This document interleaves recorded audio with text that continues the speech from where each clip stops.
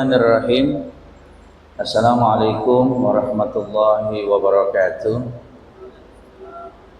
Bismillah, alhamdulillah, wassalatu wassalamu ala rasulillah wa ala alihi wa sahbihi wa mawala amma ba'du. Jemaah Masjid Siloam Lipo Karawaci sedang taklim pada asar yang berbahagia.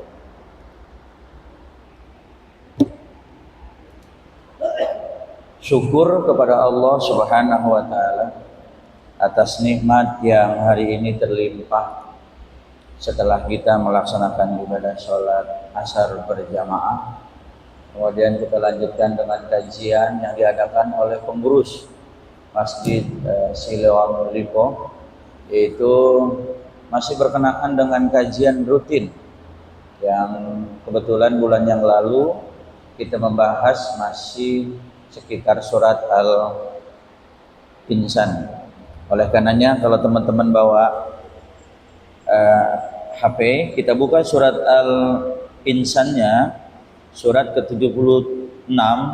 Kali ini kita akan lanjutkan ayat ketiga dan ayat keempat. Saya baca dulu, teman-teman menyimak sama-sama. Diulangin surat Al-Insan, surat ke-76, ayat ketiga dan ayat keempat saya baca, teman-teman menyimaknya. A'udzu billahi minasy syaithanir rajim. Bismillahirrahmanirrahim. Inna hadainahu as-sabil imma syakiran wa imma kafura. Inna a'tadna lil kafirina salasila wa aghlalan wa sa'ira. Inna, sungguh kami, hadainahus sabil, telah menunjukkan kepadanya. Nya, domirnya kembali kepada Rasul. Jadi kembali kepada Rasul. Tapi umum ayat ini kembali kepada umat Rasul. Imma syakiran, kemudian kepadanya jalan yang lurus. Imma syakiran, ada yang syakiran, bersyukur, wa imma kafura, dan ada pula yang kufur. Jemaah yang berbahagia, ayat ini menunjukkan bahwa Allah telah menetapkan petunjuk di dalam kehidupan kepada kita. Yang dimaksud dengan jalan yang lurus adalah Al-Quran dan Al-Sunnah. Jadi saya ulangin lagi, Pak. Jadi yang dimaksud petunjuk dari Allah Subhanahu wa taala adalah Al-Quran dan As-Sunnah. Ada dua itu. Jadi kalau nggak ketemu hukum di dalam Al-Quran, maka kembali ke As-Sunnah. Contoh gini, Pak. Apakah di dalam Al-Quran ada jumlah tentang rakaat sholat? Misalnya sholat zuhur 4, asar 4, maghrib 3, isya 4, dan subuh 2. Di dalam Al-Quran tidak ada. Yang ada hanya perintah, aqimis shalah, yuqimus shalah, dirikan sholat, kerjakan sholat. Tapi prakteknya secara detail, Quran hanya memberikan secara gamblang, maka prakteknya itu langsung dipraktikkan oleh Rasul. Makanya pelaksanaan sunnah itu dipraktikkan langsung oleh Rasul. Dan orang yang melaksanakan sunnahnya sebagai contoh sudah tidak ada. Maksudnya Rasul. Maka sunnah-sunnah itu, teman-teman sekalian, dicatatlah di dalam kitab, namanya Al-Hadis. Maka hadis itulah yang menjadi rujukan kita. Nah ini dia. Hadis-hadis banyak juga perawi-perawinya. Cuman ulama sepakat nih, perawi hadis yang masyhur ada di antaranya Imam Bukhari, ada juga Imam Muslim, Imam An-Nasai, Imam Tirmizi, Imam Abu Daud, dan Imam At-Tabrani. Disebut dengan Kitabus Sittah. Ada 6 hadis itu. Makanya punten Bapak Ibu rahimakumullah, kalau kita mau belajar hadis harus teliti. Karena sekarang banyak kaidah nasihat yang kemudian orang tidak paham tentang hadis berkata ini dari Rasul. Padahal bukan. Begitu loh. Jadi sekarang banyak hadis berseliweran. Intinya gini aja dah, saudaraku. Kalau ada makna hadis yang bertentangan dengan Al-Quran, maka yang gugur adalah hadis. Ya, itu banyak hadis-hadis yang kemudian berbenturan maknanya dengan makna Al-Quran. Mana yang harus kita dulukan? Atiullah wa atiur Rasul. Kalaupun teman-teman nanti misalnya ingin menyelidiki tentang makna hadis ini yang sesungguhnya, itu boleh tanya kepada kiai, kepada ustadz yang paham tentang ilmu hadis. Jadi yang dimaksud dan petunjuk di sini adalah Al-Quran. Al-Quran dari mulai alif lam mim sampai akhirnya minal jinnati wan nas. Nah, punten, Al-Quran ini luar biasa, Pak. Jadi orang kalau misalnya dalam hidup ini tidak ada pegangan, repot. Contoh, bapak-bapak ini kan kerja di rumah sakit Siloam. Ada pegangan tatip-tatipnya enggak? Ada. Ada peraturannya enggak? Ada. Coba tiba-tiba kerja di Siloam tanpa ada peraturannya, nggak ada hasil. Maka nanti kita kerjanya juga tanpa ada yang kita capai. Maka di dalam kehidupan ini, Pak, paling enak kita udah tinggal buka Quran. Di sana ada cerita tentang masa lalu, petunjuk tentang orang dulu, cerita tentang hari ini, dan yang hebohnya akan ada cerita masa yang akan datang. Ketika peristiwa yang belum terjadi, Al-Quran sudah menjelaskan. Ini udah kalau kata bocoran mah, bocoran halus dah. Bapak ujian, udah dikasih jawabannya. Mau nggak sukses? Ikut Quran. Mana contoh orang sukses? Siapa di antara contoh orang sukses yang ada di dalam Al-Quran? Banyak ya Pak. Orang-orang sukses di dalam Al-Quran. Para nabi-nabi yang sukses. Punten, nabi itu statusnya nabi, tapi manusianya sama dengan kita. Ada nabi yang mengembala, ada nabi yang menjadi petani, ada nabi yang menjadi pedagang, ada nabi yang menjadi pebisnis. Itu Anda semua. Di mana? Di Al-Quran. Kita mah sebenarnya generasi yang harus mencontoh di Al-Quran, di mana kejadian sejarah orang sukses ada di Quran, orang yang tidak sukses ada di Quran, orang yang zolim ada di Quran, orang yang baik ada tinggal pelajarin. Masih juga nggak mau pakai, repot atuh. Punten Pak, dulu kalau kita kemana-mana pergi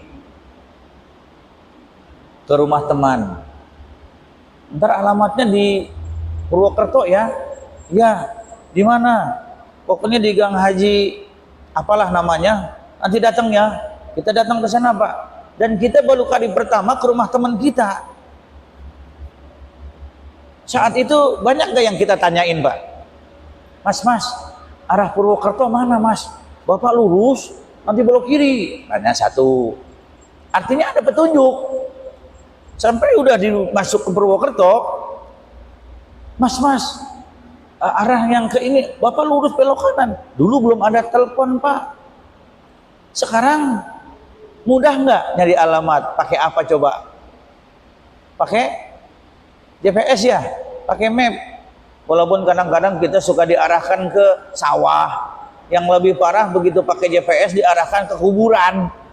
Ada itu kasusnya. Ini lama-lama semakin sempit jalannya, tapi 200 meter ke depan belok kanan. Dan hebatnya petunjuk yang ada di GPS, perhatikan sama Bapak, itu suaranya sama semua. Ayo, ini suaranya apa namanya, suaranya si Dewi, si Santi, coba sama semua nggak? Pernah nggak Bapak nerima ikutin GPS pakai speaker, begitu di Jakarta suara perempuan, begitu masuk Jawa suara emas-emas? Pernah nggak terjadi? Di depan belok kanan ya, nanti sudah di depan belok kanan, jangan lupa di depan ada warteg, nah makanlah di sana. Ini enggak, itu semuanya perempuan. Coba ayo sekarang buka GPS, klik, dan suaranya itu perempuan. Ini suara ada tapi fisiknya nggak ada. Namanya apa ini? Punten, Kang. Dulu si Akang jalan nih di tempat gelap, ada suaranya, Bang, mau kemana Bang? Akang cilak-ciluk, nggak ada fisiknya, kabur nggak? Lagi jalan di tempat gelap, ada yang manggil, Bang, bantuin saya Bang. Hah, ada suara nggak ada orang. Rasa-rasanya Bapak yang paling cepat Bapak lakukan adalah pingsan lah gitu ya. Kenapa? Nggak ada fisik. Orientasi Bapak pasti apa? Ada kuntil anak. Sekarang di GPS nggak ada orang, ada suara, Bapak nggak takut. Kenapa? Karena ada petunjuk ketika kita mau jalan pakai GPS, pakai map, maka Anda punten pada umumnya tidak kesasar. Sampai-sampai GPS punten tahu 100 meter di depan ada polisi, di bawah lampu merah, maka berhati-hatilah. Aduh, serem ya. Kalau dulu kan enggak, tahu-tahu polisi nongol, salah jalan, aduh kena, ada ketilang. Itu sekarang dengan teknologi kita kemana aja lebih praktis Pak. Satu, teknologi yang memberi kita petunjuk. Pengalaman kawan-kawan dulu di tahun 90-an itu, orang kalau ke Mekah Kang mau nelpon harus ngantri telepon umum. Begitu kita lagi telepon umum digedor-gedor gantian. Ah, sekarang nggak usah pakai telepon umum. Pakai apa? Petunjuknya ada teknologi. Maka di ayat yang tadi saya sampaikan, inna hadainahus sabil, sesungguhnya kami telah menunjukkan kepadanya jalan yang lurus. Udah jalan yang lurus, jangan belok. Tapi di dalam perjuangan jalan yang lurus ada aja hambatan. Ada hambatan. Hambatannya itu sebagai bentuk yang kita yakini punten sebagai cobaan. Bapak mau ke masjid, udah rapih di masjid, dipanggil, mau kemana Pak? Ke masjid. Itu sebentar tuh, si Dede mau bikin Indomie, ada aja hambatannya. Tapi hambatan ini jangan dijadikan semuanya jelek, tidak. Ada hambatan yang baik, ada hambatan yang jelek. Jadi intinya, Pak, Ibu, rahimakumullah, Allah telah menunjukkan kepadanya jalan yang lurus. Tapi ketika kemudian ada Al-Quran, ada orang yang pakai Al-Quran, ada orang yang pakai hukum di luar Al-Quran, akhirnya berantakan Pak. Sebenarnya hukum Al-Quran udah komplit loh Pak, tapi punten, karena negara kita negara Pancasila ya kan, yang berdasarkan ya undang-undang, maka hukum Al-Quran tidak dipakai. Bagaimana jadinya? Ya seperti ini. Contoh satu aja ya. Kalau kita pakai hukum Al-Quran Pak, wasyariku wasyariqatu faqta'u aydiyahuma, dan apabila di antara kalian ada yang mencuri, maka dipotong tangan. Yang memutuskan potong tangan bukan kalian, pengadilan negara. Kalau pengadilan negara sudah memutuskan Anda mencuri uang negara, maka hukumannya potong tangan. Nah, fikih ngatur.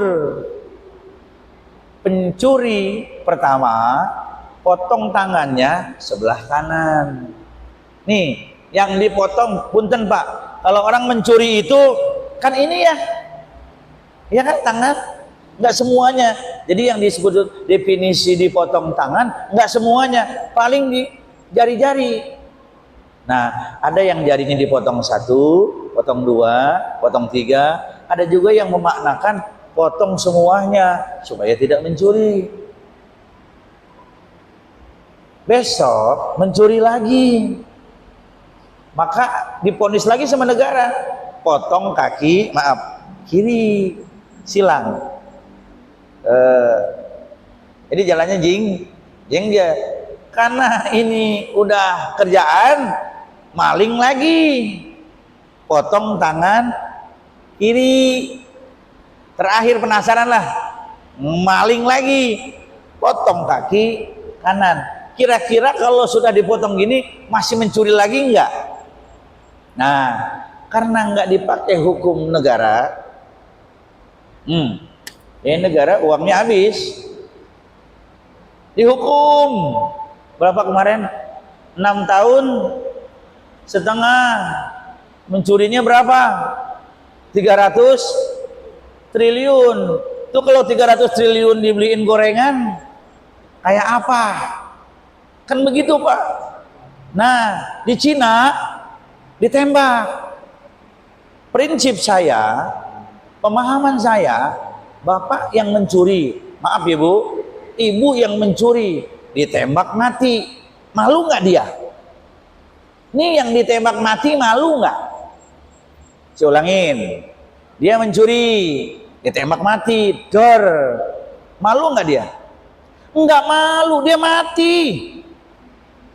Apa yang dia lakukan udah nggak bakal dia malu, dia kubur. Yang malu siapa? Anaknya, bininya, keluarganya. Dia yang mencuri, yang malu keluarganya.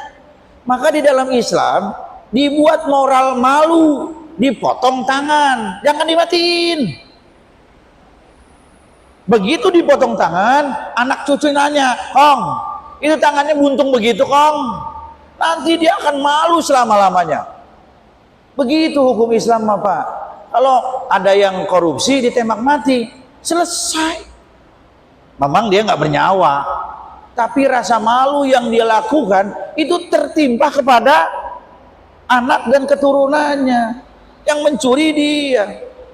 Makanya Islam mengatakan potong aja, potong aja. Nanti bininya nanya, anak cucunya nanya, dan akan terus malunya setengah, bukan setengah mati, udah bener-bener mati-mati beneran dah. Itu hukum Islam. Karena kita nggak pakai hukum Islam seperti ini, korupsi nggak bakal habis. Besok korupsi lagi, besok korupsi lagi. Coba kalau satu ayat hukum tentang petunjuk yang tadi Allah berikan kepada kita, bahwa pencuri dihukum potong tangan. Yang di sono banyak nggak yang buntung tuh? Yang di Senayan banyak nggak yang buntung? Banyak. Jangan-jangan gua nggak mau jadi lagi, kenapa? Tangan gua buntung, kenapa? Malu gua. Gitu. Karena ditembak mati, selesai. Nah, lanjut Bapak. Imma syakiran, ketika orang itu berhukum dengan hukum Al-Quran dan hadis, maka dia termasuk orang yang bersyukur. Kenapa? Hidup ini sebenarnya sudah diatur melalui Al-Quran. Di dalam Al-Quran itu banyak peraturan tentang orang-orang sukses. Cerita tentang orang-orang sukses. Terutama Rasulullah Shallallahu Alaihi Wasallam dengan para sahabat. Contoh Pak, Bu, ini contoh. Salah satu sahabat Rasul namanya Abdurrahman bin Auf. Dia mengikuti pola yang diajarkan oleh Rasulullah sebagai petunjuk di dalam berbisnis. Abdurrahman bin Auf, sahabat Rasul, salah satu dari 6 sahabat Rasul yang masuk Islamnya di awal. Hebatnya kan, Abdurrahman bin Auf ini seorang pebisnis, seorang yang sukses di Mekah. dia punya company, dia punya perusahaan, dia punya karyawan, asetnya kurang lebih hampir ketika dia meninggal itu di kisaran 35 triliun asetnya. Kira-kira Bapak nanti begitu meninggal enggak kira-kira 35 triliun aset Bapak? Enggak ada ya. Jadi sahabat tuh kaya-kaya, tapi ibu punten Bapak, ketika Rasulullah hijrah ke Madinah, karena hatinya ini sudah mengikuti petunjuk Al-Quran, imma syakiran, termasuk orang yang bersyukur karena ada Rasul. Ikutlah Abdurrahman bin Auf ke Madinah, terus kekayaannya ditinggal sampai istrinya nggak ngikut. Neng, mau hijrah ke Madinah, Neng mau ikut? Nggak mau, ntar kita miskin lagi. Kebetulan bapaknya istrinya masih dalam keadaan kafir. Abdurrahman, boleh kau ikut Muhammad, tapi semua perusahaan yang ada di Mekah tinggalkan. Karyawan kau tinggalkan, perusahaan kau tinggalkan. Silakan kau ke Madinah. Punten Bapak Ibu rahimakumullah. Ditantang oleh keluarganya, siapa takut Abdurrahman ke Madinah hanya berpakaian-pakaian yang ada pada dirinya, enggak dikasih sama sekali biaya hidup dalam perjalanan jalan. Kekayaan yang di Mekah tinggal karena dia ingin menghidupi, ingin mengikuti sunatullah dan sunatul Rasul. Sampai di Madinah Rasul kaget. Ya Abdurrahman, kau menyusul? Ya Rasul. Bagaimana dengan perusahaan kau? Biarkan ya Rasul, perusahaan itu tadinya juga nggak ada, sekarang saya dapetin, sekarang balik lagi nggak ada. Yang penting ilmu yang Allah berikan dan engkau titipkan dengan petunjuk, saya akan dari nol lagi. Hebat. Karena Abdurrahman bin Auf punten Bu, seorang pebisnis yang terpikir di Madinah adalah pasar.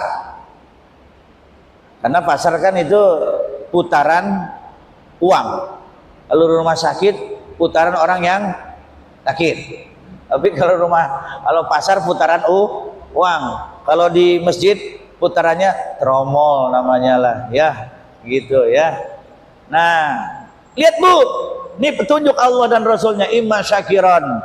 Karena mengikuti petunjuk Allah dan Rasul, walaupun tertitah-titah, tertatih-tatih, nanti lihat endingnya. Perhatikan nama Abdurrahman, lihat perjalanan.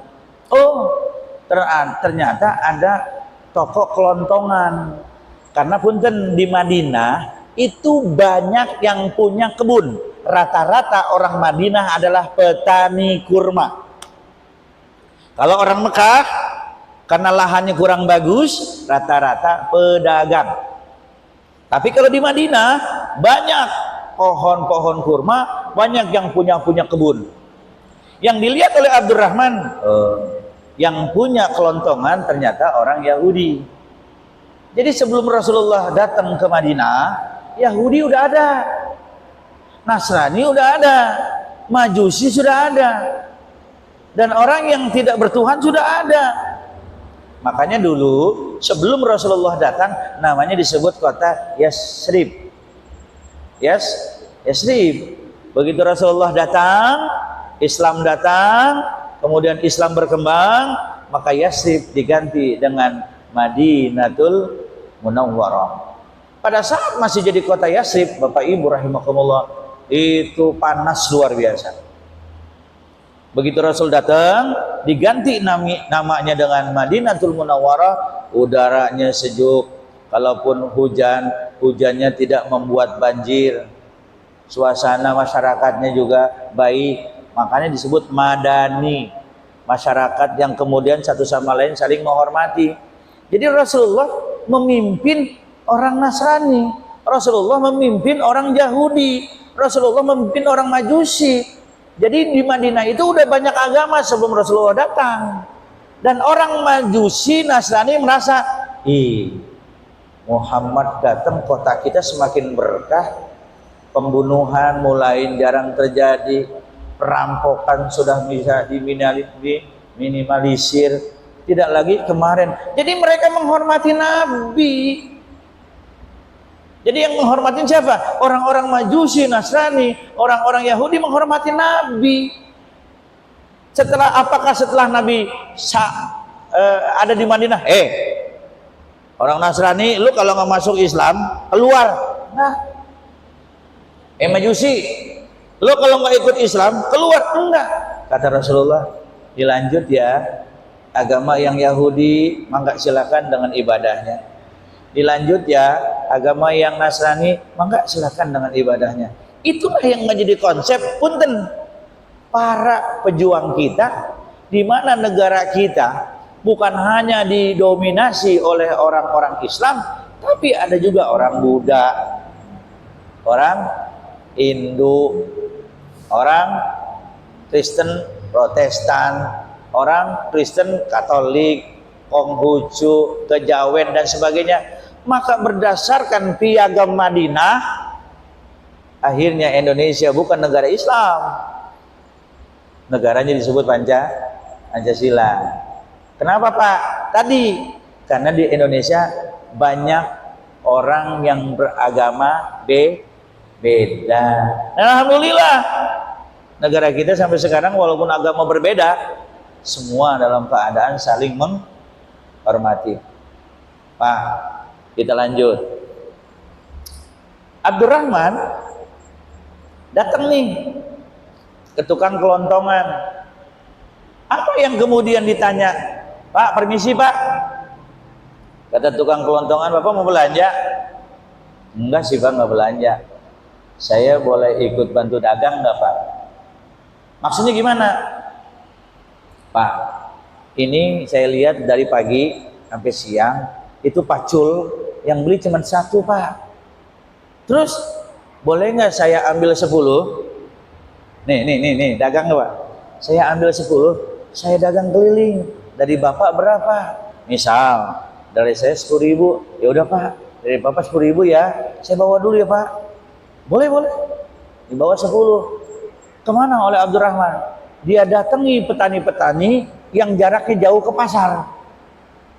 Pak, permisi Pak, Bapak perlu pacul. Ini dia, saya mau beli dari kemarin, tapi karena pasarnya jauh. Lumayan, saya beli 3. Itu yang namanya jemput apa? Jemput Grab ya, jemput bola. Kebetulan nak, saya mau beli pacul, tapi kendaraan dipakai sama anak-anak nge-Grab. Gitulah.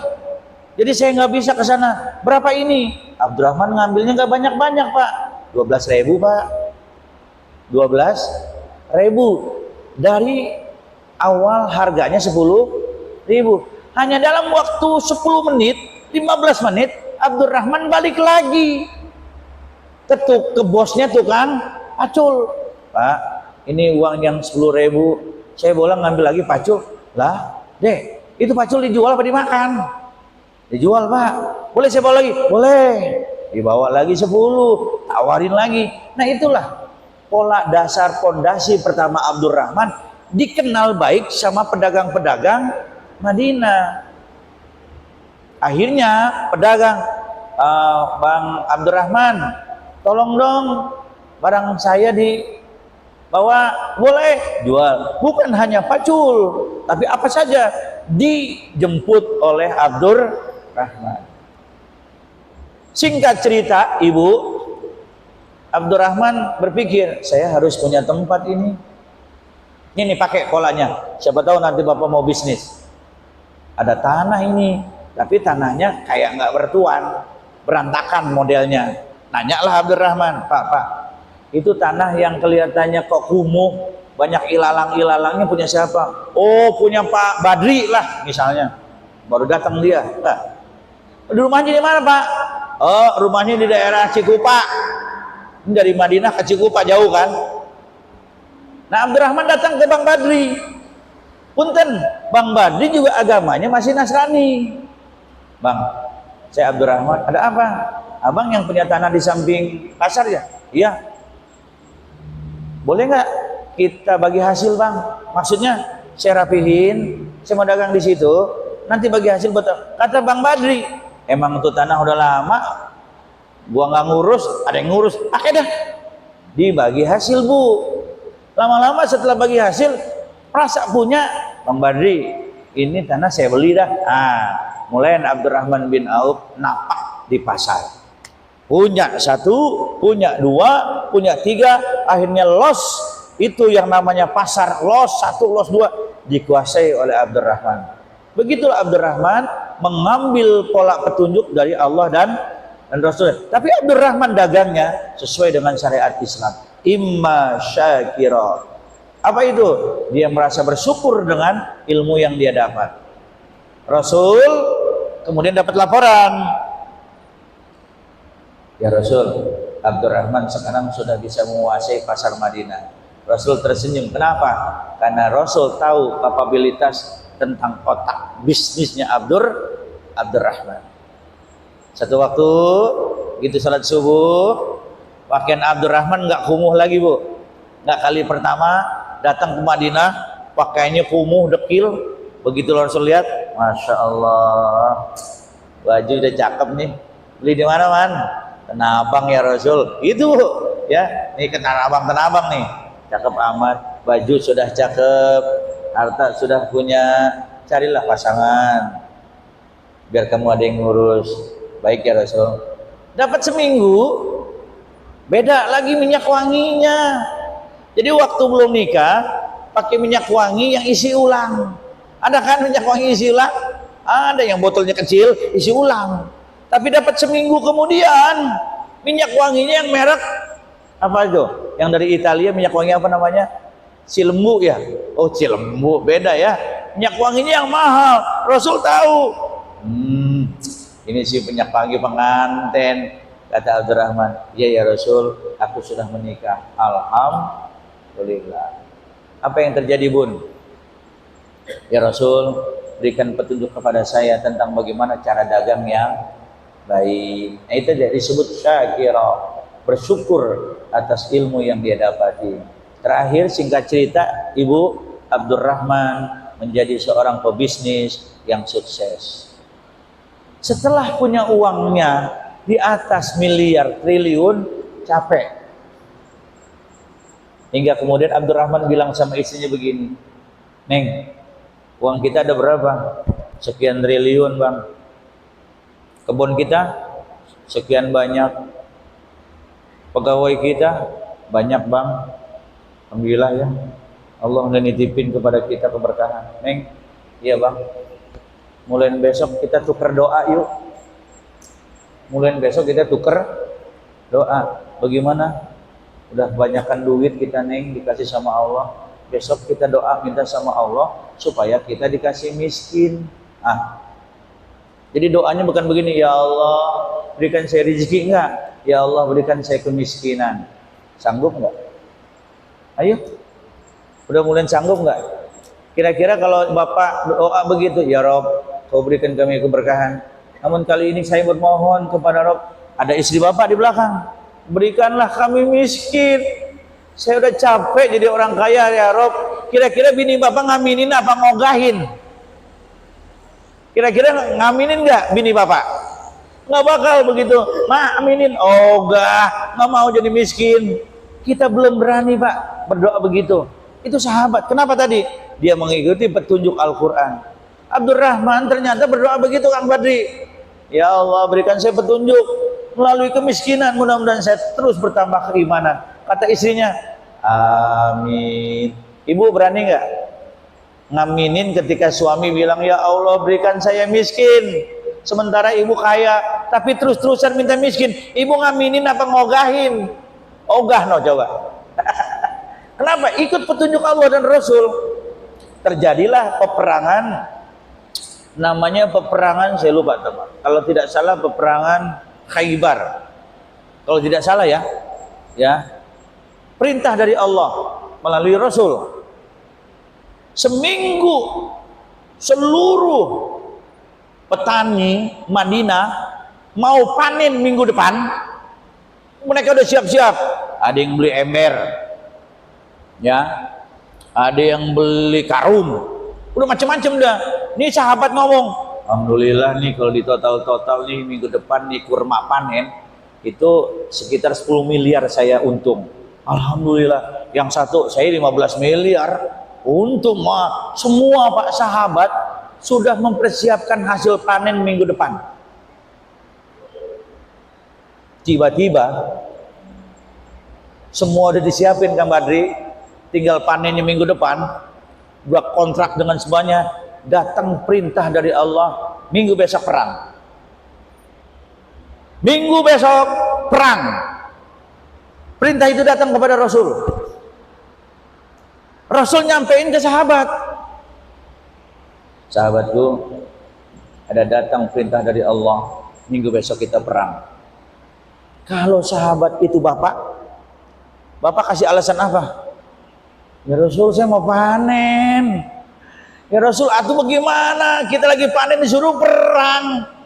Panen kan setahun sekali ya Rasul. Ada aja. Tapi sahabat, sami'na wa ata'na.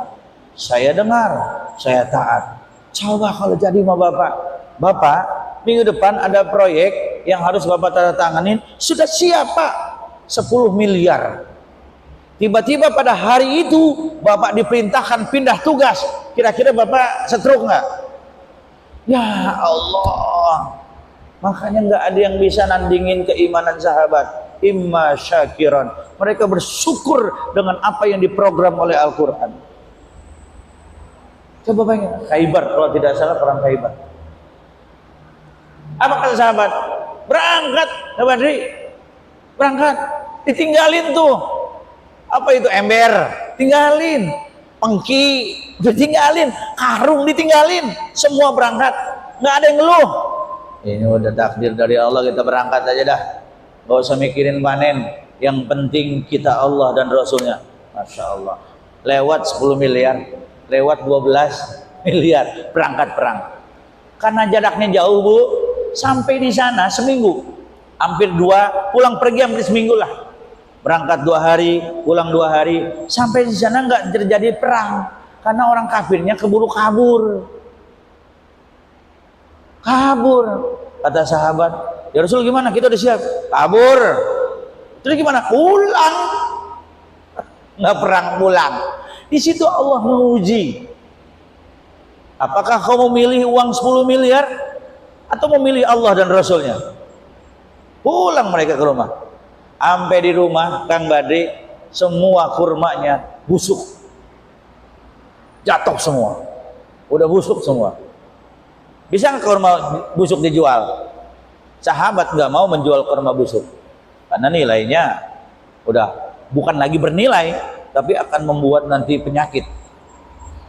Kata istrinya, Bang, alhamdulillah Bang, kurma kita panen, alhamdulillah, tapi busuk semua Bang. Ya nggak apa-apalah, yang penting panen gitu. Dikumpulin Pak di rumahnya tuh, ada yang sekian karung ditaruh aja kurma busuk. Abdurrahman di sana bermain dengan otaknya karena petunjuk Allah. Neng, ada kesempatan kita miskin. Alhamdulillah ya Rob, kau ijabah doa kami menjadi miskin. Bagaimana caranya? Udah, saya datang ke sahabat Fulan. Ente punya kurma busuk? Lihat Pak Abdurrahman, nanya ke sahabatnya ikut ke perang Khaybar. Ada tuh di belakang, berapa karung? Ya kurang lebih 100 karung. Mau dijual? Abdurrahman, siapa yang mau jual? Siapa yang mau beli? Udah busuk. Ana mau beli yang bener. Iya. Kalau bagusnya berapa? Ya kalau bagus normal kurmanya itu sekilo, misalnya sekilo 200.000, saya beli 400.000, coba. Dibeli 1 kali lipat. Kalau normalnya dijual berapa? 200.000, saya beli 400.000. Yang benar Abdurrahman, iya. Nih sekian miliar, alhamdulillah. Nah itulah ketika dia mendahulukan Allah dan Rasulnya, mengikuti petunjuk Al-Quran. Al-Quran itu banyak cerita tentang masalah bagaimana kita diuji. Cuman kadang-kadang kita sudah banyak keluh duluan.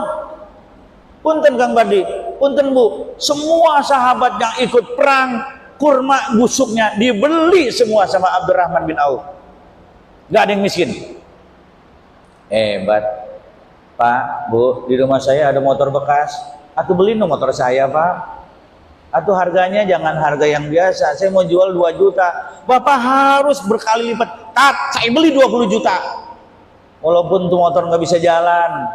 Kira-kira Bapak berani nggak? Pikir ya, kata Cak Lontong, mikir. Sampai di rumah, motor bekas dibeli. Berantem lagi sama bini. Bukan beli motor baru.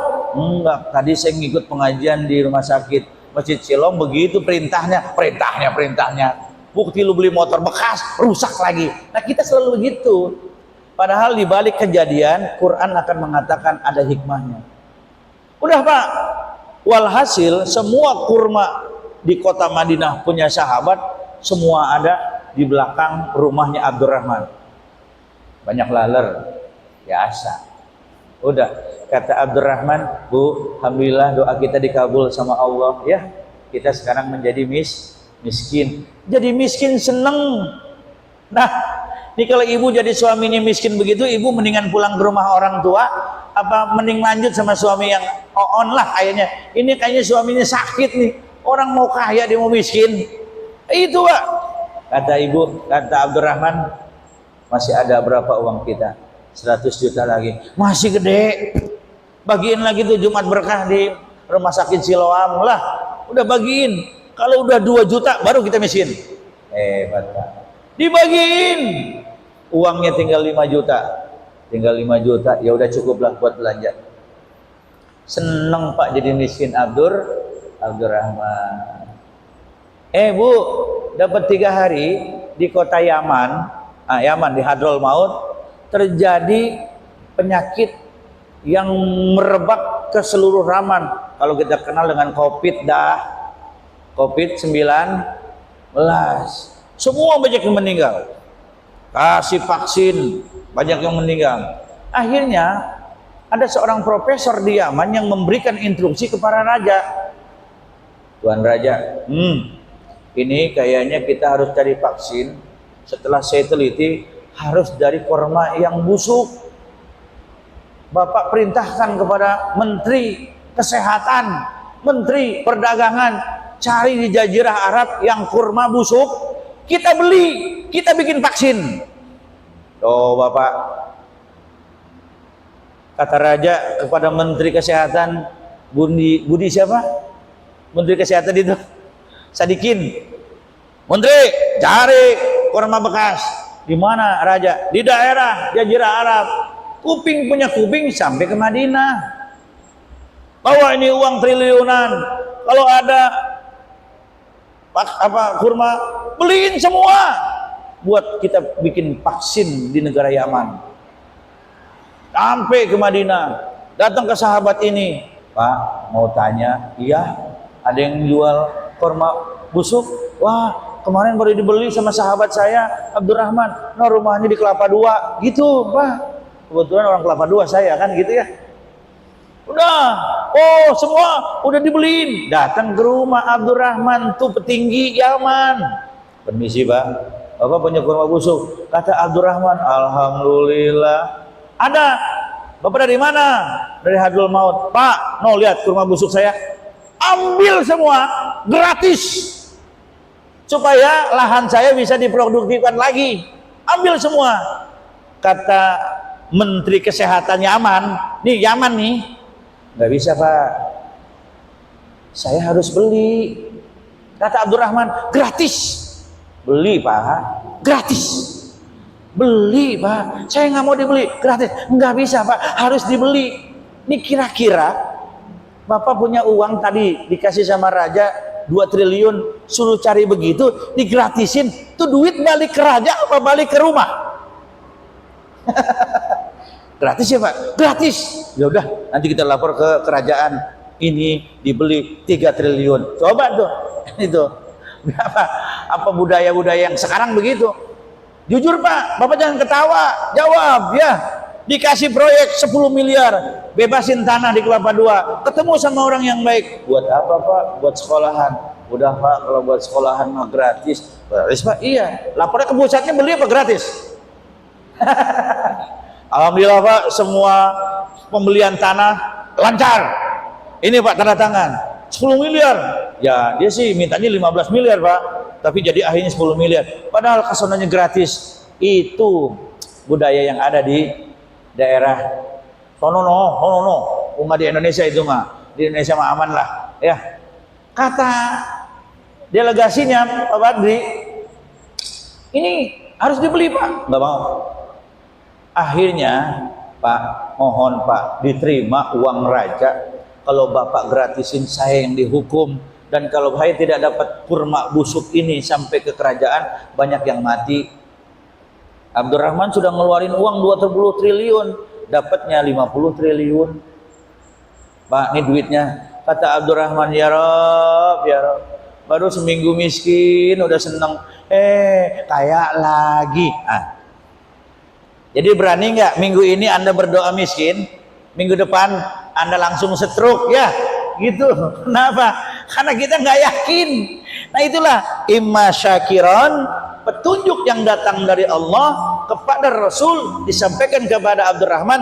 Tapi ada juga yang terakhir, wa imma kafura. Banyak orang yang kemudian di dalam kesuksesan tidak mengikuti apa yang menjadi rujukan di dalam Al-Quran dan hadis. Saya kira ini yang bisa sampaikan. Mungkin ada beberapa pertanyaan, silakan. Yang disebut sabil, jalan yang lurus adalah Al-Quran, petunjuk. Berhukum di dalam hukum dagang ada di Al-Quran. Wailul lil mutaffifin, jangan kau curang di dalam timbangan. Berhukum kepada Al-Quran tentang pembagian harta waris.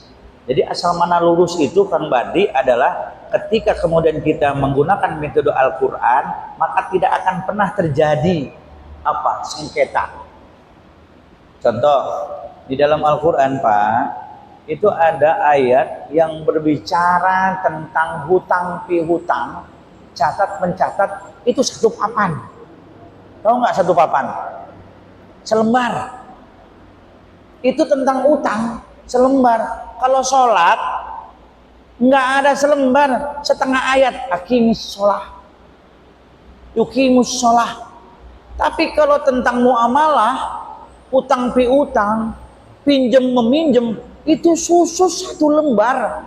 Berarti ini ayat ketika kita mau apa saja muamalah utang piutang, ini hati-hati loh.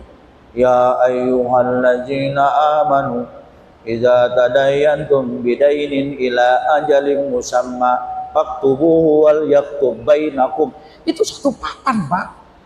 Cerita tentang masalah orang-orang yang beriman, apabila engkau ingin meminjamkan atau dipinjamkan, hendaklah dicatat. Siapakah dia yang meminjamkan? Saudara, tetangga, kawan, sahabat, hendaklah dicatat. Karena ini persoalan masalah duit, masalah bisa menjadi sengketa. Anda ikuti aturan tentang muamalah di dalam Al-Quran, Anda sudah berlaku jalan yang lurus. Jadi masalah sholat, ya Allah, Kang, sholat cuma sedikit ayatnya. Kalau Akang nanti sedikit kita lihat di dalam surat Al-Baqarah, ya, itu ayat 265. Coba Akang lihat. Nah, ayatnya ayat 282. Coba perhatikan sama Ibu. Itu hukum, ketika Anda berhukum dengan Al-Quran, Anda sudah berjalan yang lurus. Lihat tuh, ini ayat panjang, Pak. Kita kalau di pondok nyebutnya satu papan.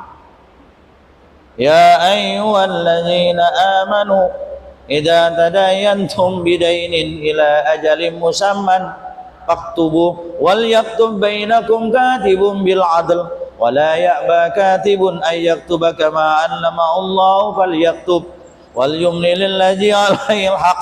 Terus, Pak. Tapi kalau salat, aqimis shalah. Karena urusan Anda dengan Tuhan gampang. Anda salah, tobat, selesai.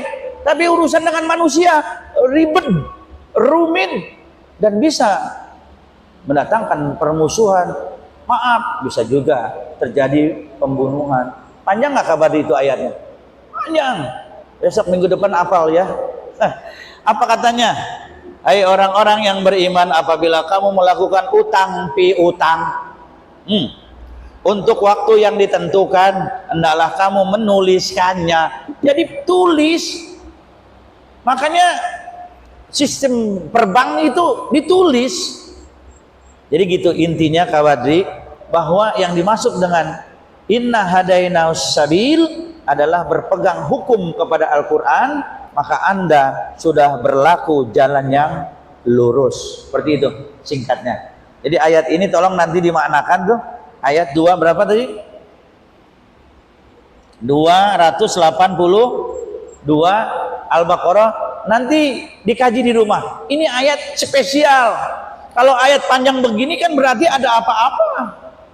Masalahnya nanti panjang ini. Kalau sholat nggak ada masalah. Anda dengan Tuhan. Kalau udah masalah urusan utang piutang, apalagi sama keluarga, ribet.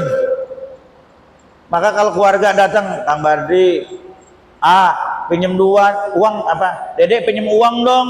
Berapa? 5 juta. Mending jangan dipinjemin. Kalau dipinjemin nggak bayar, hilang silaturahim. Ini aja deh, bantu nggak semua ya, 2,5 juta. 2,5 juta dede cari. Mending kasih Pak, pengalaman pinjemin sama saudara sepupu nggak bayar, nggak datang ke rumah. Lu nggak datang ke rumah, masih punya utang, masalah. Mendingan kalau udah saudara ngutang, udah berapa pinjam kamu? 1 juta. Nih ada 500, sisanya kamu cari sendiri.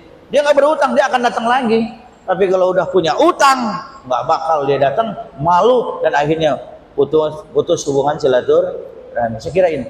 Ibu silakan, mau nanya nggak? Yang sebelahnya? Oh iya. Bapak ada di negara Indonesia. Bapak bersalah. Dihukum nggak sama negara? Sudah dihukum. Oke. Ketika kemudian Bapak sudah dihukum, dapat ampunan nggak dari negara biasanya? Dari 6,5 tahun remisinya hari raya Idul Fitri, hari raya Idul Adha, kemudian Natal. Dari 6,5 tahun yang 300 triliun, akhirnya 1 tahun setengah. Pertanyaannya, apakah nanti di akhirat hukum Islam itu akan berlaku? Pak, hukum negara, hukum Allah. Jadi kalau misalnya hukum Allah belum dilaksanakan, masih berlaku hukum Allah itu. Karena sekarang kan kita pakai hukum negara, maka yang berlaku hukum negara bukan hukum Allah. Kata Allah, gua udah bikinin hukum, lu pakai hukum yang lain. Lu gugurin hukum yang lain, tapi lu nggak gugur sama hukum gua. Akibatnya, ketika hukum saya enggak kau pakai, begini berantakan. Negara Indonesia sebenarnya nggak miskin, tapi negara Indonesia miskin karena banyak korupsi. Cuman begitu korupsi, ulangin dong duitnya, orangnya kita maafin karena dia mau bertobat. Itu mah hak presiden, terserah mau dimaafkan mau tidak, itu hak negara. Jadi kalau hukum Allah berlaku kemudian tidak dipunten laksanakan, maka hukum itu akan terus berlanjut. Tinggal nanti bagaimana Allah, itu hak prerogatif Allah. Apakah Allah akan mengampunkan atau tidak, itu hak Allah. Begitu Pak. Jadi kalau misalnya berhukumlah secara Islam, banyak kan orang sekarang yang tidak berhukum secara Islam? Banyak. Apakah di akhirat dia akan dimintai pertanggungjawaban? Kata Allah, kan gua udah bilang ada hukum Al-Quran, lu nggak pakai. Begitu. Makanya kenapa di negara Arab Saudi dipakai hukum Islam, supaya nanti tidak lagi berhukum 2 kali hukuman. Seperti itu Pak. Nah gitu. Saya kira itu. Ya silakan. Itu Pak. Ya. Wa ma umiru illa liya'budullah. Mengawali Abdurrahman, mengawali usahanya dengan ketika dia menyandarkan kepada Tuhan. Ikhlas. Kang, kita tidak lihat periode dia ketika dia di Madinah. Kita melihat periode dia di Mekah meninggalkan semua harta yang jumlahnya triliunan, dia ulang lagi dari nol. Makanya Pembelajaran ikhlas itu harus dicoba. Cobanya begini deh Kang. Belajar ikhlas, Akang bangun jam 2 malam. Siapkan 10 makanan, keliling. Cari orang lagi tidur, taruh. Nggak perlu dibangunin, taruh aja. Ntar dia bingung bangun, ini siapa yang ngasih, nggak perlu tahu. Taruh aja, biarkan Allah yang tahu. Contoh gini Kang, ini pengalaman saya. Ya mudah-mudahan nanti bisa dipraktekin juga sama teman-teman. Saya dipanggil sama kawan saya, seorang pengusaha, ke kantor. Ustaz, saya ada rezeki nih. Ya Pak Haji, ini buat Ustaz. Terus, apakah Ustaz mau berterima kasih? Mau. Hari ini saja terima kasihnya Ustaz, saya, dan Tuhan yang tahu. Hari itu saya bilang, terima kasih Ji, selesai. Besok nggak mau lagi tuh, Ji, kemarin kalau ente nggak bantu, dia marah. Cukup terima kasih sekali. Kita kan enggak. Begitu ketemu, kalau kemarin ente nggak bantu, apa dulu? Itu. Jadi coba kan berbuat sesuatu yang orang lain nggak perlu tahu. Hanya Akang, Allah, dan Dia yang tahu. Dan terima kasih cukup sekali. Itu yang kemudian Abdurrahman ajarkan kepada kita. Dia tinggalkan harta yang triliunan, dia masih punya ilmu.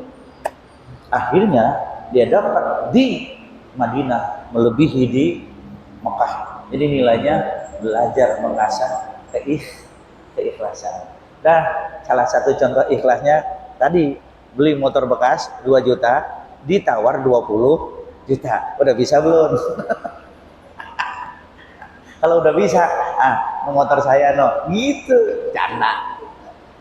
Mak, menanya nggak? Cukup? Asik nih. Udah cukup? Ya udah. Saya kira ini cukup. Semakin sore semakin panas ya pertanyaannya, dan mudah-mudahan apa yang tadi menjadi petunjuk Al-Quran, sesungguhnya di sana ada jalan berliku-liku, dan pada akhirnya kita akan menghasilkan sesuatu di ujungnya. Biasanya Allah begitu kan, berakit-rakit dulu baru bersenang, kemudian itu nikmat. Daripada bersenang-senang dulu baru berakit-rakit kemudian stres. Jadi Allah kok ingin seperti Abdurrahman, berakit-rakit dulu baru bersenang-senang kemudian. Tapi kemana sandaran Abdurrahman? Ke Al-Quran. Saya kira ini yang bisa disampaikan. Mari kita berdoa kepada Allah Subhanahu wa Ta'ala. Mudah-mudahan teman-teman yang berada di rumah sakit Masjid Lipo Silom ini senantiasa Allah berikan sehat walafiat, panjang umur, dan insya Allah pada waktunya nanti kita akan bertemu kembali. Al-Fatihah. A'udzubillahi minasyaitonirrajim. Bismillahirrahmanirrahim. Alhamdulillahirabbil alamin. Arrahmanirrahim. Maliki yaumiddin. Iyyaka na'budu wa iyyaka nasta'in. Ihdinas siratal mustaqim. Shiratal ladzina an'amta 'alaihim ghairil maghdubi 'alaihim waladdallin. Amin. Kita tutup dengan kifatul majlis. Subhanakallahumma wa bihamdika asyhadu an la ilaha illa anta astaghfiruka wa atubu ilaik. Terima kasih. Assalamualaikum warahmatullahi wabarakatuh.